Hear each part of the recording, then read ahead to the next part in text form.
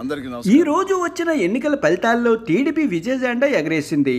TDP దెబ్బకి YCP కాస్త చటికెల పడింది.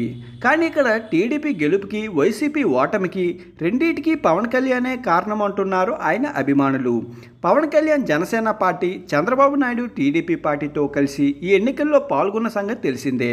టీడీపీ, జేఎస్సీ, బీజేపీ కలిసి కూటమిగా పోటీ చేయడం వల్లే వైసీపీ పైన విజయం సాధించగలిగారే అనేది ఎంతోమంది అభిప్రాయం.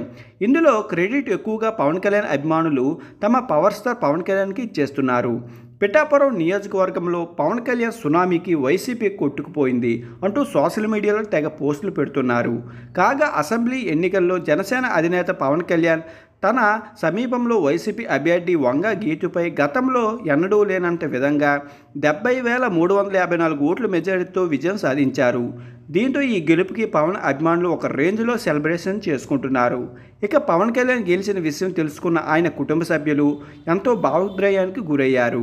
కాగా కుటుంబ సభ్యులు జన సైనికులతో కలిసి పిఠాపురంలో పవన్ కళ్యాణ్ అన్నయ్య నాగబాబు ఎన్నికల ఫలితాలను పర్యవేక్షిస్తున్నారు. ఇక టీవీ స్క్రీన్పై పవన్ కళ్యాణ్ విజయాన్ని చూసి ఆయన సోదరి కాస్త చాలా ఎమోషనల్ అయ్యారు. ప్రస్తుతం దీనికి సంబంధించిన వీడియో సోషల్ మీడియాలో తెగ వైరల్ అవుతుంది. ఇక పవన్ విజయంతో జన సైనికులు సంబరాల్లో మునిగిపోయారు.